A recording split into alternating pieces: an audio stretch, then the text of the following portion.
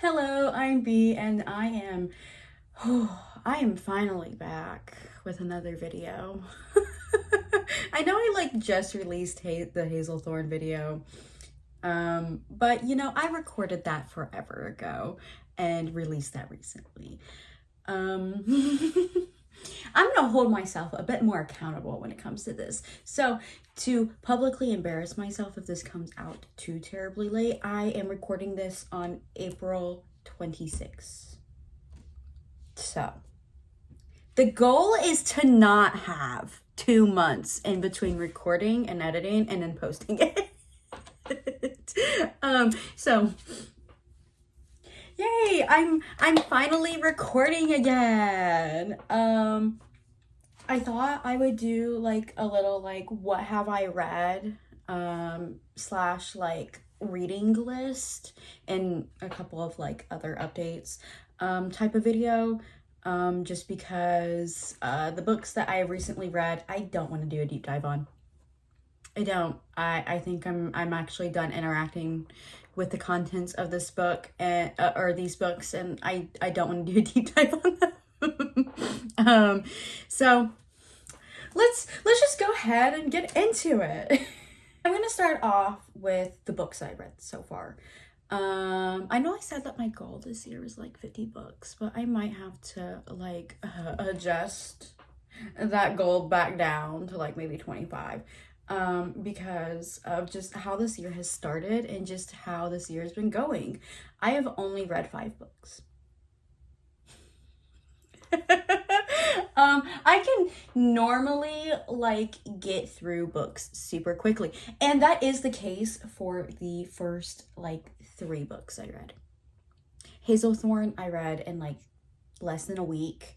I actually read it twice because typically when I take notes and do big videos on a book, I'll read it and I'll take general notes, but as I'm cleaning my notes up for my script, I'm reading it again. Again, this is done on the side, and I'll have another book going as well. I'm not reading the book and then reading the book again immediately. But so I did read Hazelthorn twice, and did a deep dive video on that. But you know, the original reading of it didn't take me that long. I read it within a week. The other the 2 other books that I read, one I read in a day, and then the other I read over the course of 3 days. The last 2 books that I have read took me about a month each to read. And I'll get into that when I don't like my hair like that. Ew. I need to cut my hair. Sidetracked. I will get into that when I talk about those books. So let's start with the first book that I read this year. Hazelthorn. I really like this book. I like this book so much. I'm not gonna get into the nitty-gritty of this, or really into this book at all, because I have a whole video dedicated to this book. It was my last one, and I think I will put that as the recommended video at the end. But I loved this book. This book was so good. I cannot wait to read the other books that C.G. Drews has both published and will be publishing. So far there's they have quite a bit, but of their YA, they have Don't Let the Forest End and Hazelthorn, and then they just published not too long ago You Did Nothing Wrong, and that is their adult horror debut. Whereas Don't Let the Forest End and Hazelthorn is YA horror. So I'm really excited for those 2. I'm really excited for Scorpion Deep. I keep up with them and they're posting because this was so good. This was so good. I recommend it if you can handle gore. So it's plant-based gore. So good. So good. Okay. After Hazelthorn, I read Dungeons and Drama because we found it at Five Below. And I got really excited, and so I bought it. This is Christy Boyce. I read Dating and Dragons. And it was like my first video on the channel was about Dating and Dragons by Christy Boyce. And I talked about how I saw the cover of it and I judged it. I was like, I'm not going to enjoy this. I'm just going to read it because my girlfriend wants it. And so if it's going to be in our collection, I might as well give it a shot myself. And then I ended up absolutely loving it. I love this one. I love this one too. And I'm really excited because she is releasing another book and it's still Dungeons and Dragons centric, but the main characters, one is in marching band and one is in color guard, and I love that. Like, I love the concept of that. I feel like out of all the like sports romances that we don't get marching band and we don't get color guard, and like, I've always appreciated marching band and color guard. I wanted to do either or in high school, and then I ended up doing like choir in middle school because it was recommended that you started band in middle school if you were going to do band. But I ended up doing choir instead because I love to sing more. And I was going to do color guard, but I have so many health issues. I have so many health issues that like sports for me were basically out of the question except for swim, and even then like I struggled so much when I was on the swim team, and I ended up having to like quit the sport. But anyway, I have like such a big appreciation for it, and I love that like all of these seem to have like the arts in some way. And this one, our main character, Riley, she is very into like musical theater. Her best friend is into like the acting side, and she's into like wanting to like direct. She does sing though as well.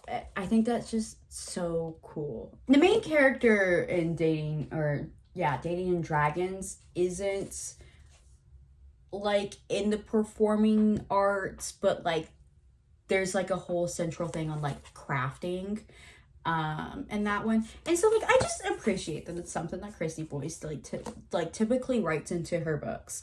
But yeah, no, this one was really good.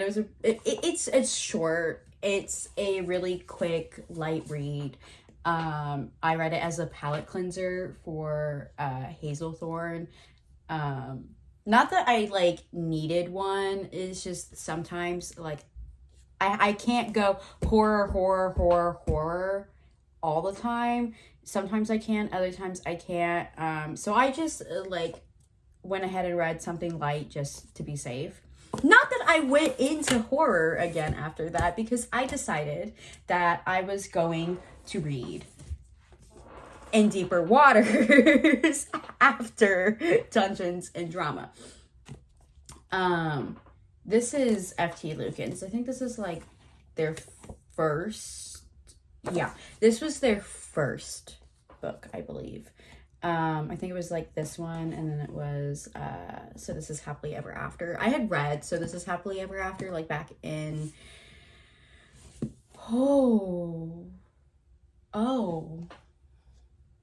I don't like that. I read it when my first year of college, the 1 year of college I did, like sometime immediately after graduation. Actually, I don't even think I was in college yet. I think I read it in the summer before college. I read So This Is Happily Ever After. Anyways, I enjoyed that book a lot, so I had picked up In Deeper Waters, because again, I really liked So This Is Happily Ever After. Didn't read it until this year. I've had this book in my collection for a while, which is why I was like, I need to read it. This one is basically about a prince who's going on his like coming of age tour around like the ruling country that he is a part of, and how he stumbles upon like a prisoner and kind of like vouches to like release him essentially.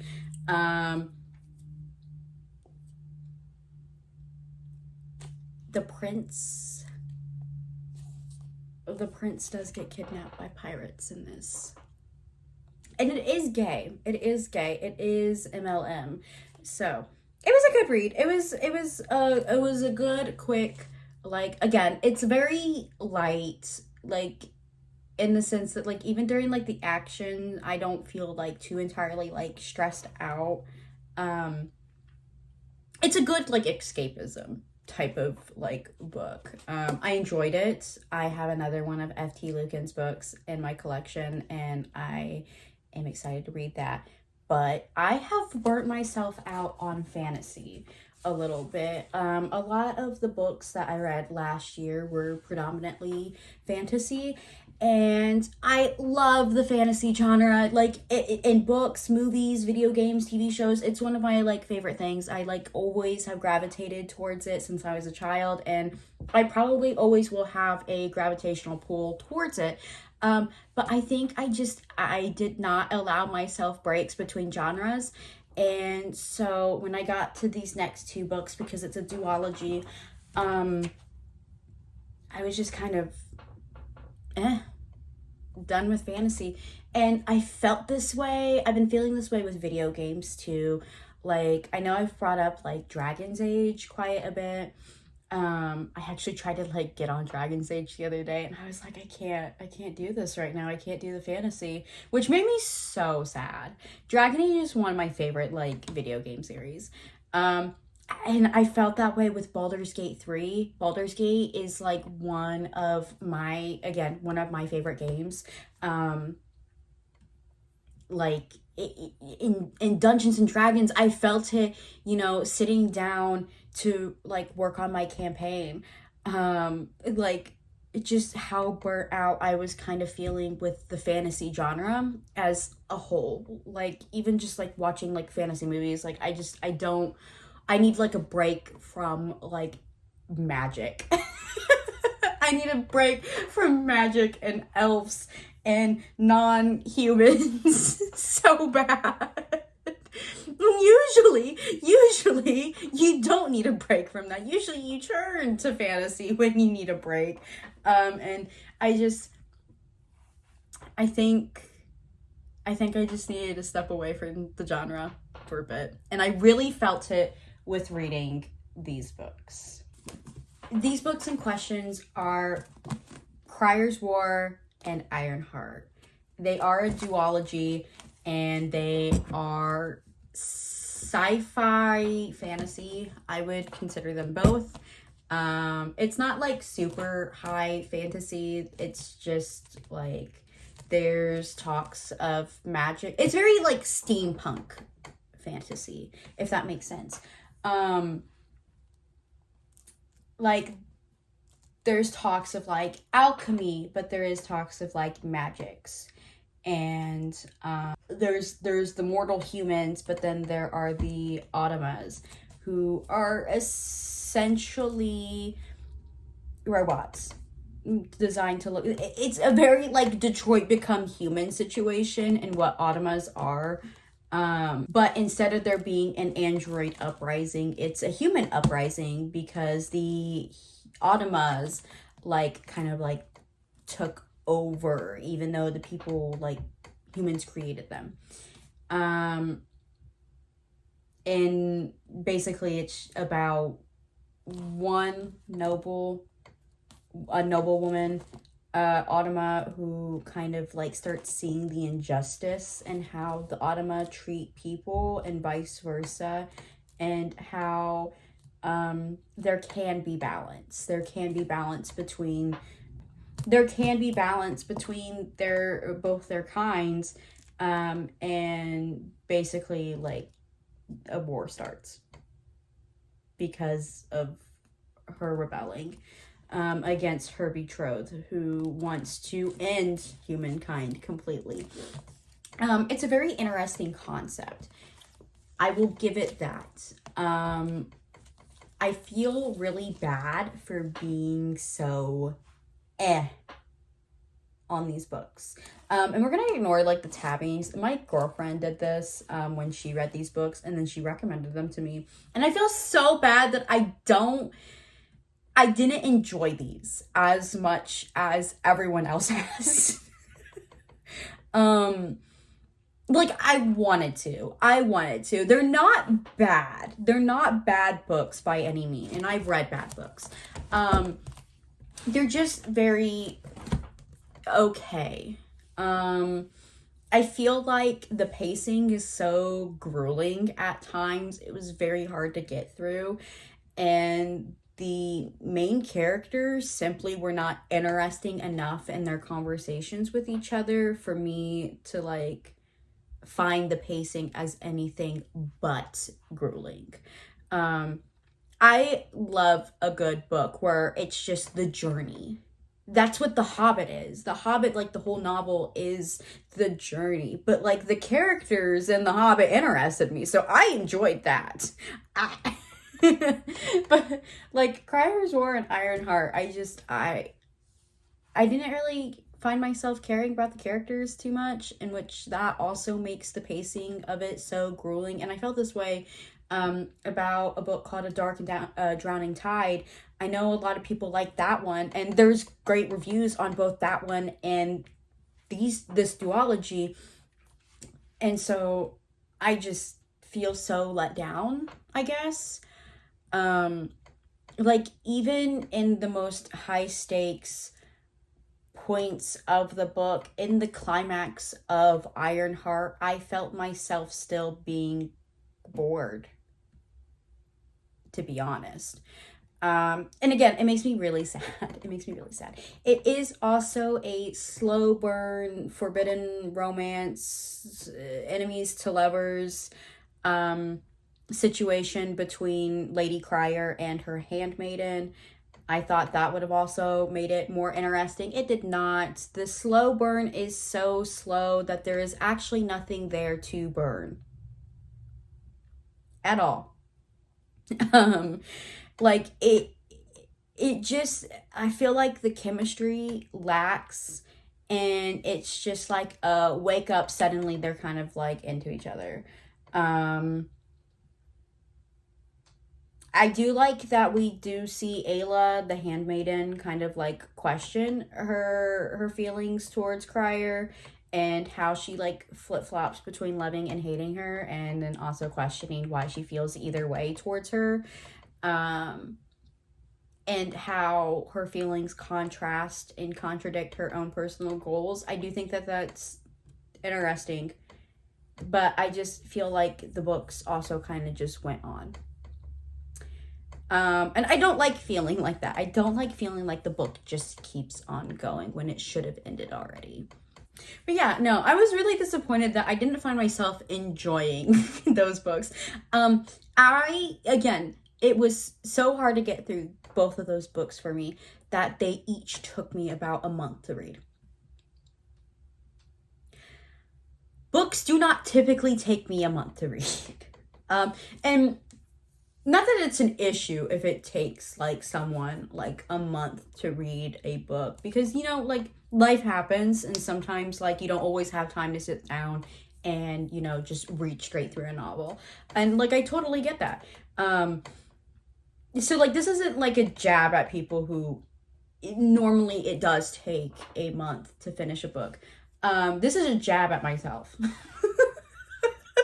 This is a jab at myself personally, because like again, it doesn't take me that long typically to get through a book, but if I'm so disinterested in it, it does. Video isn't like a ratings video, but like just to like kind of put into perspective of like, excuse me, how I feel about like these books on a rating, it's about a 3 out of 5. They're not bad. I just wasn't interested. I can see why other people love these books. I am disappointed that I am not one of them. because I went in like very positively thinking. And I think that's my problem. I think I need to read books without the influence of anyone else, because I tend to be so let down by them. Unless it was the Grishaverse. Unless it was the Grishaverse. My girlfriend did recommend me those books, and I loved those. I loved the Shadow and Bone trilogy. I've not read the rest of the books. I plan on it. Again, just I didn't want to burn out on the Grishaverse. And now, since I'm burnt out on fantasy, I really don't want to attempt to read them and then be like, Six of Crows sucked. When in reality, I'm just burnt out. Now, I am currently reading the first Resident Evil book, The Umbrella Conspiracy. Resident Evil is kind of like taking over my life right now. Resident Evil 9 recently came out, and my girlfriend and I, we watched Jacksepticeye play the playthrough of that, and then we watched 7, and then we started watching 8. We haven't finished watching 8. Yeah, Resident Evil has taken over my life. You can blame my girlfriend for that, because she was into Resident Evil and she was like, I want to introduce you to one of my favorite series. And this actually started like a while ago, like a couple of years ago. She was like, can we buy Resident Evil 7? It's on sale. We never finished it. We never finished playing it. We both got too scared. That one's genuinely scary. We do own all of the Resident Evil games. Have not finished 7. I will probably eventually circle back around to finish 7. But I have played 5 and 6, and I really enjoyed those. Controversial take, I know.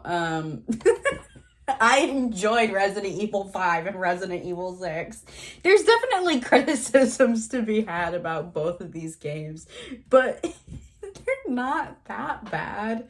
And then I started Resident Evil 1. I'm not far in that. I'm just really stupid and I can't figure out the puzzles. So the other night I was actually playing Resident Evil 1 and made a ton more progress, more than I had in a while. And, speaking of stupidity, I didn't save, and the dogs killed me on the Terrence, and I got so upset that I started playing Resident Evil 3. But I love being like all up in the lore. I know the Resident Evil novels are not canon anymore. I know at one point they were canon, not that people like to acknowledge that they were canon at one point. Just like people don't like to acknowledge that the movies are in fact canon. I know it's really hard for some people to accept that, but they are in fact canon. They have not been decanonized, and they have not been stated otherwise as being a separate canon. I forgot to mention that when I say that the movies are canon, I'm talking specifically about the animated ones, not the live action ones. The live action ones, from my knowledge, are their own separate thing. I know that like a lot of times movies and books of like video games typically are a separate canon, but from my understanding, in the case of Resident Evil, that wasn't the case. And certainly not for the books. The books, what I'm reading so far of the Resident Evil novel, again, I'm only on like book 1, The Umbrella Conspiracy. It's really like expanded on like the characters' like backgrounds. And also a little bit on like the T-virus and how people who were resistant enough against it to fight the initial transformation before eventually like transforming, like it gets into that. Like there's a journal about one of the men who got infected, and the journal is in Resident Evil 1, but in the novel you get more pages of it, and like it's just so fascinating. And like the remakes retconned all of this. From my understanding, what retconned the novels was the Resident Evil 2, 3, and 4 remake. Which sucks because like in the novel we get to see Jill Valentine's like background, and like I was kind of like playing the video game, I kind of sat there and I was like, why does she have a lockpick? Why does she know how to lockpick? Chris doesn't.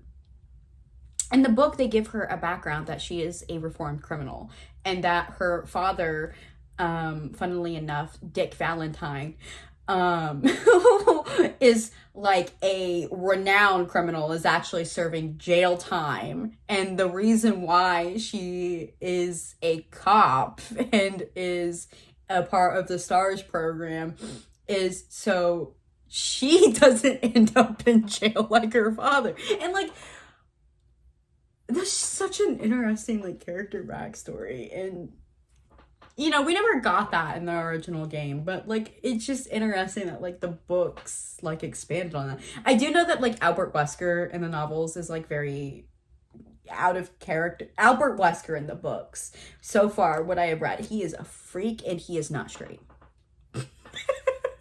Like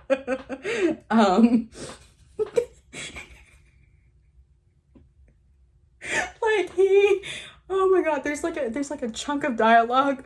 There's a chunk of dialogue where it's Albert Wesker marveling at Barry Burton, and he is describing Barry in great detail, and he's like, Barry Burton is marvelous. He is a big piece of muscle, and like the other dudes on the STARS team, while they're well built, none of them compared to Barry Burton.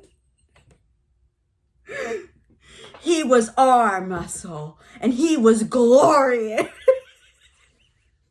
Like Albert Wesker is not a straight man. I know that like he gets this way about women too in the novels. This is a raging like queer in some way, shape, or form. Albert Wesker is queer. I don't take criticism on that. I've also decided that Albert Wesker has light sensitivity, because why else does he wear sunglasses inside? And before you go, oh well, his eyes weren't always like that freaky yellow color. Like he at one point had blue eyes. And even when he still had blue eyes, he was still wearing sunglasses inside. This is a choice outside of just him having freaky yellow eyes. So I'm choosing to believe it's light sensitivity, and it is like a downfall of the fact that Albert Wesker is a experimentation manufactured human being. So I don't take criticism on that one either, I fear. I've also decided that he's hypermobile because I love projecting my own health issues onto my favorite fictional characters. Because I also the light sensitivity.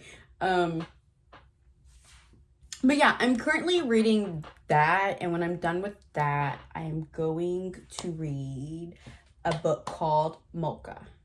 I don't have the cover on the book because whenever I get hardback books like this and I bring them to work, I always end up destroying the dust sleeve on them. So when I bring them to work, I take them off. I did the same thing with Hazelthorne. They also kind of just like get in my way sometimes, and I don't want to destroy it. So, Mocha.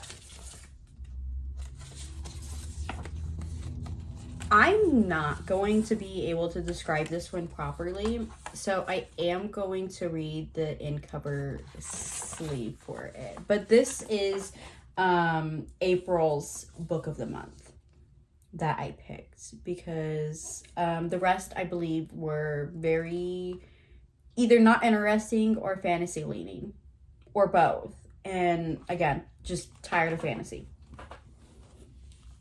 So the in sleep cover. It's important to note that there is a definition of the word mocha that which I hope I'm saying that correctly. This is a novel based in Korea.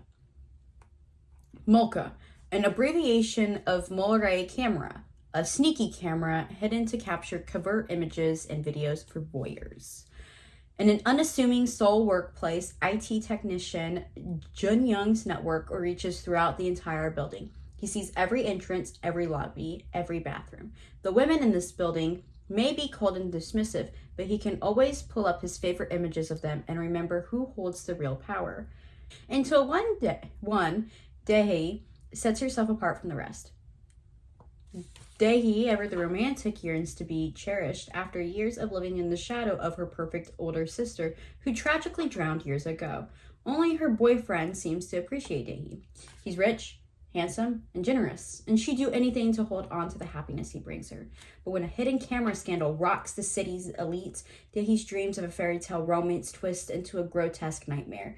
Her boyfriend abandons her, her parents reject her, her grip on reality begins to shatter as visions of her dead sister suddenly appear. And as Jung-Yun's interest in Daehee turns into obsession and the truths of their troubled lives are revealed, Daehee must go to extreme lengths to bring the truth to light. This is a horror novel. This one's very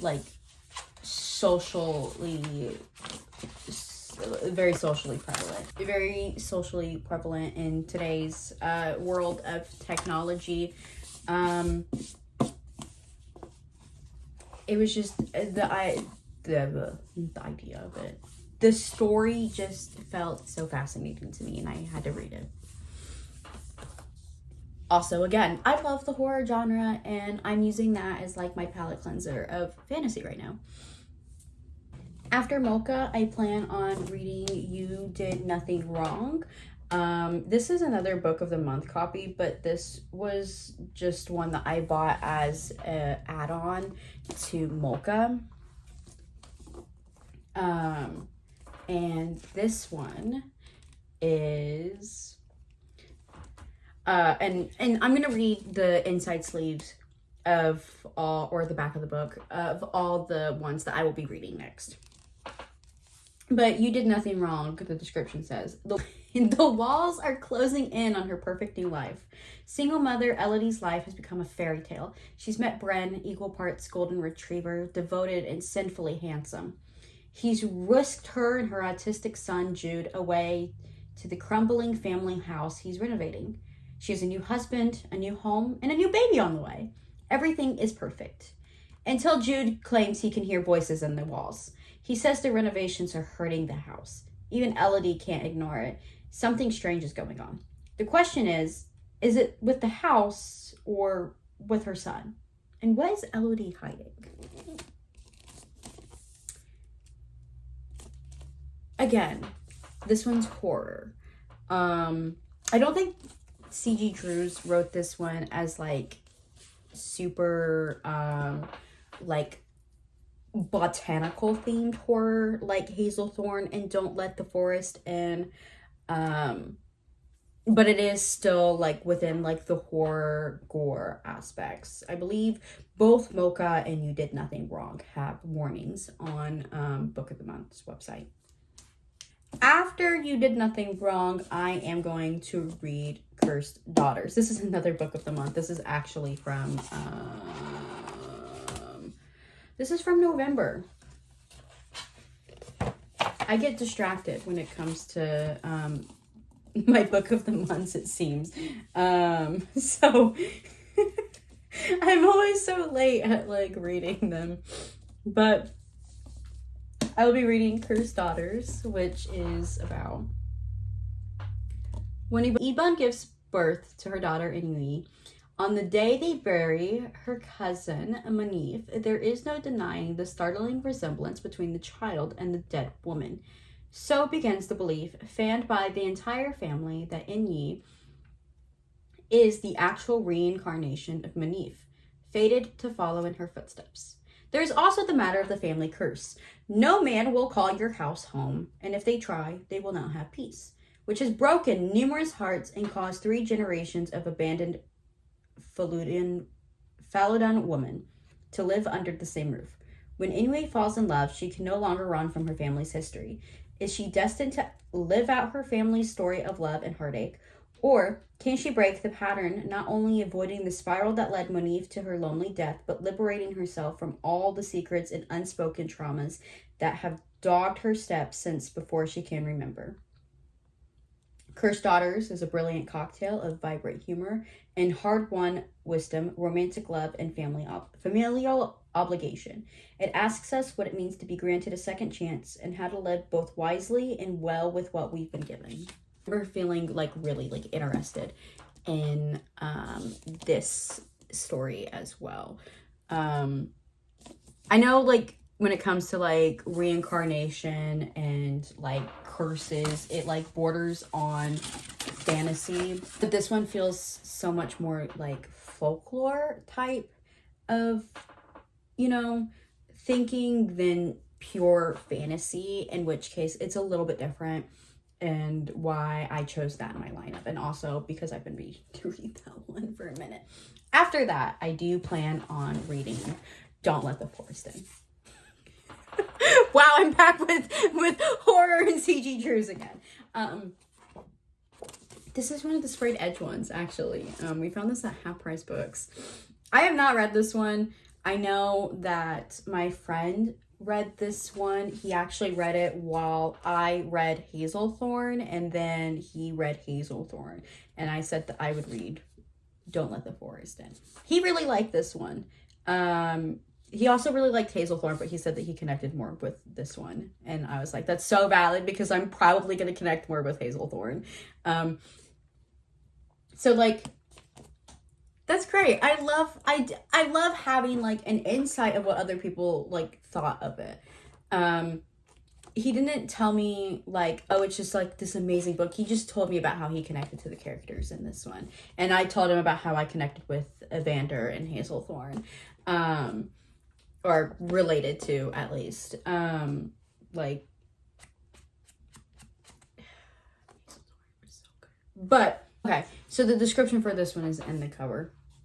Once upon a time, Andrew had cut out his heart and given it to this boy, and he was very sure Thomas had no idea that Andrew would do anything for him. Protect him, lie for him, kill for him. That's actually said on the back. The artwork for this... the artwork for C.G. Drews, like, whoever does their book sleeves does so good. They're always so just... The one for Scorpion Deep that's coming out is gorgeous. Anyways, high school senior Andrew Pearl finds refuge in the twisted fairy tales that he writes for the only person who can ground him to reality, Thomas Rye, the boy with perpetually ink-stained hands and hair like autumn leaves. And with his twin sister, Dove, inexplicably keeping him at a cold distance upon their return to Wickwood Academy, Andrew finds himself leaning on his friend even more. But something strange is going on with Thomas. His abusive parents have mysteriously vanished, and he arrives at school with blood on his sleeve. Thomas won't say a word about it and shuts down whenever Andrew tries to ask him questions. Stranger still, Thomas is haunted by something, and he seems to have lost interest in his artwork. Whimsically macabre sketches of the monsters from Andrew's wicked stories. Desperate to figure out what was wrong with his friend, Andrew follows Thomas into the off-limits forest one night and catches him fighting a nightmarish monster. Thomas's drawings have come to life and are killing anyone close to him. To make sure no one else dies, the boys battle the monsters every night. But as their obsessions with each other grow stronger, so do the monsters. And Andrew begins to fear that the only way to stop the creatures might be to destroy their creator.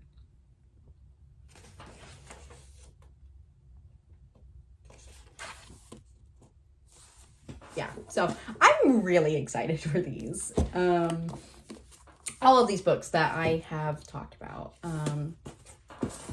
like reading next, I'm really excited for. Okay, so I know that I like briefly mentioned like maybe having to like adjust my goals when it comes to how many books I read this year. I am debating on that. I think I might lower it just so I don't end the year in immense disappointment for how little I got to read. But also part of it is I read a lot at work on the cash register. But they don't have me working register as much anymore as they have me working self-checkout, in which I cannot have a book in my hand at self-checkout. I cannot. I can get away with it at the register. I can't get away with it at self-checkout. So a lot of my reading time is reduced down to like the car rides and my breaks. And a lot of times during that, I don't want to do anything. I want to sit in the cafe and look at pictures of Chris Redfield instead. Like I do still read a lot, just maybe not books. I've consumed so much fan fiction in these past couple of months because it's just been a bit more digestible than like sitting down with a full novel, if that makes sense. I've also been writing. I've been writing again, which is nice. It's a slow process, but I miss writing. And I miss doing art, and I've been getting back into doing both of those. And hopefully I'll be back into cosplay soon. I've put a hold on a lot of these hobbies because if you can't tell, we're still not unpacked. We moved in like Thanksgiving weekend.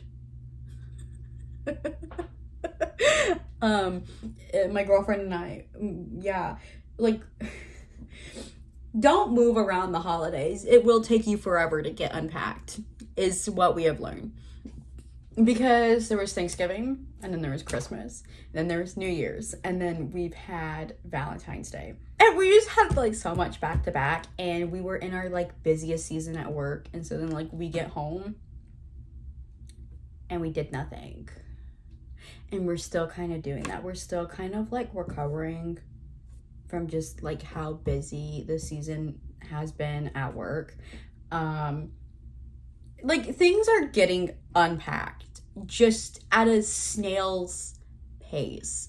Part of that's my fault. I keep saying that I'm going to do things and then I don't do them, and I have realized that I have a severe motivation or lack of motivation issue. So we're getting there. We're getting there. It doesn't look like it from this room, but like the rest of the house, it's getting there. We're kind of just like working our way back. Like what rooms are like the most important?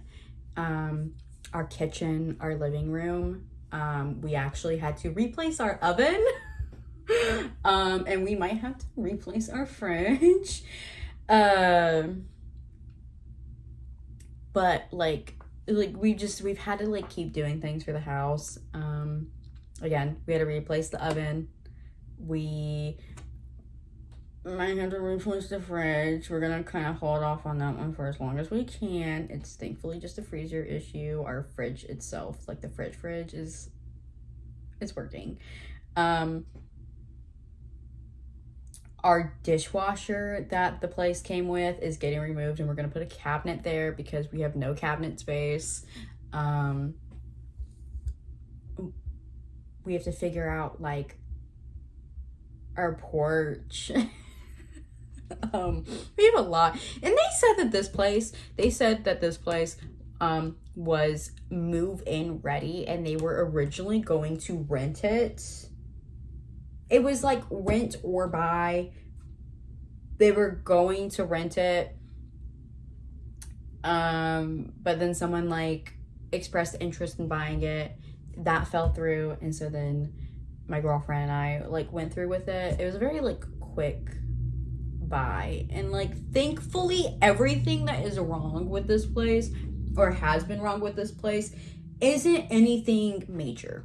Thankfully, like I'm so glad for that. I'm so glad that like the issues have just been that our oven sucked and that our porch stairs suck and that they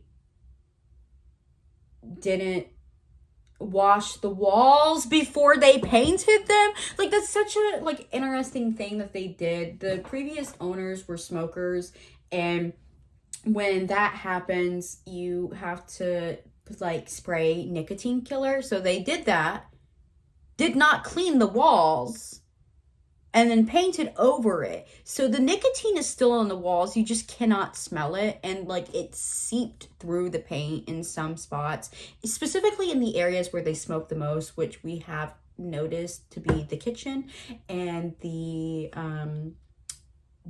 master bedroom's bathroom. So, there's that. There's the paint on the baseboards. Like, when you get it wet and then wipe it, it peels off. So, like, we're gonna have to eventually paint our baseboards. And it's like, okay, this is thankfully not major issues, but it's kind of like, you said this was move-in ready for rent.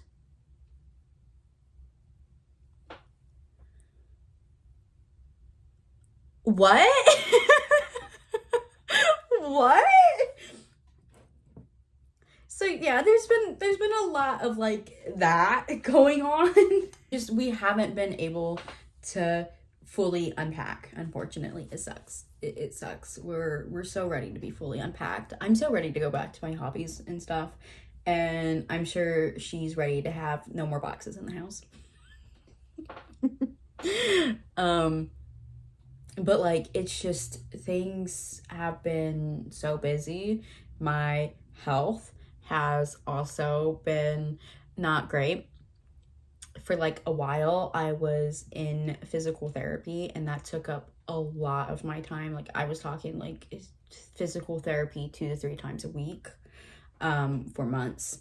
And that was so exhausting to do right after work every day, or not every day, but like almost every work day, actually, because I only work 4 days a week, and they were all weekdays, so they were never on my days off.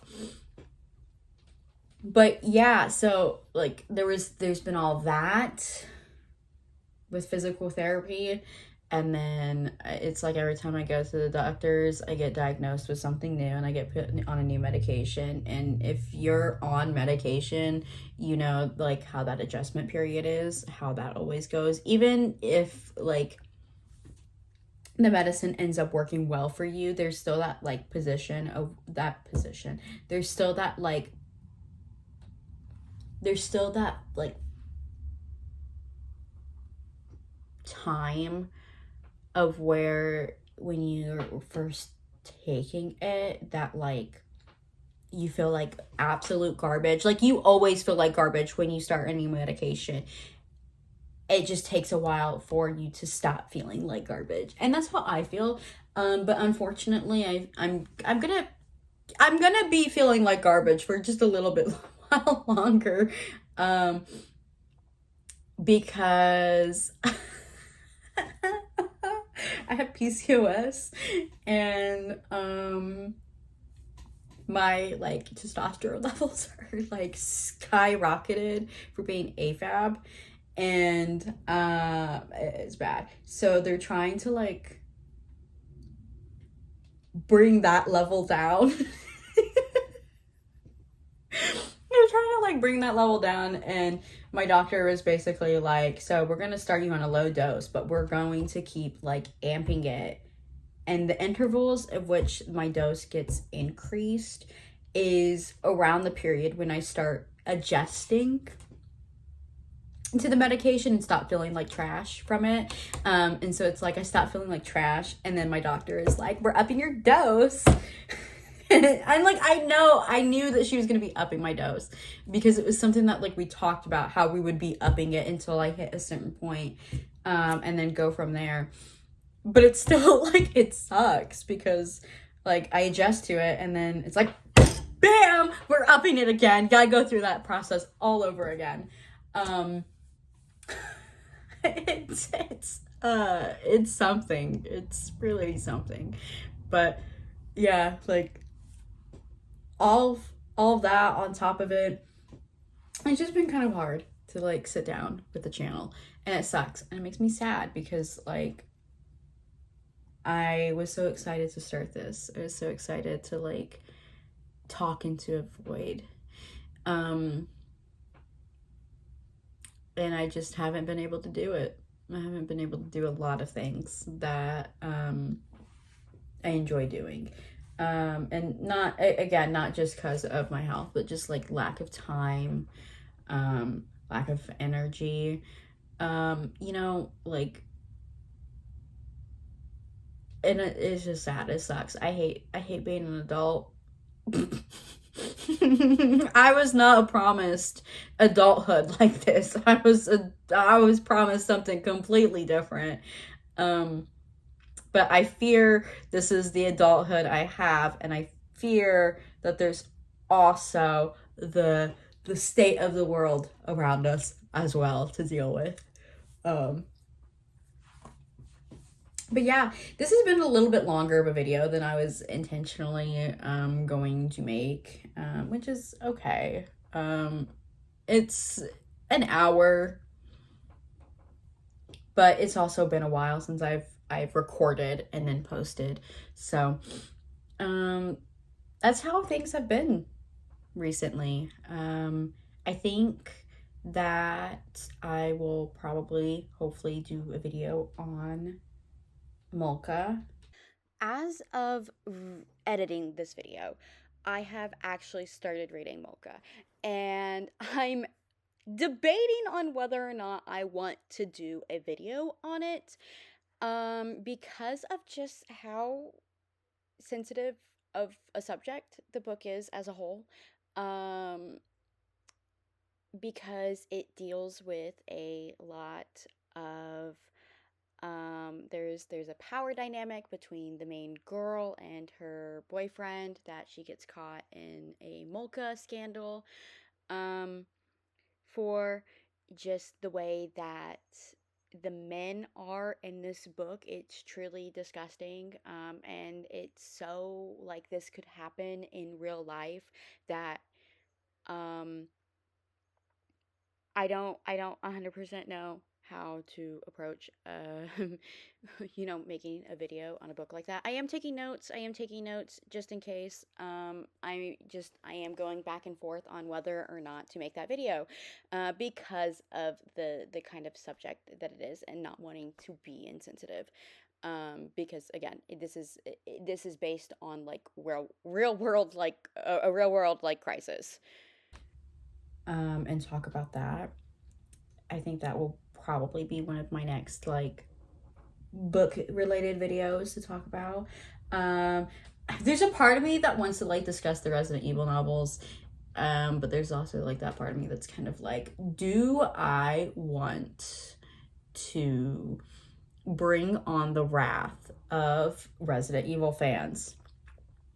Because I've been in the Resident Evil space for a little bit, and the fandom is either really awesome and really nice and like full of so many cool people, but then the other part of the fandom is like terrifying.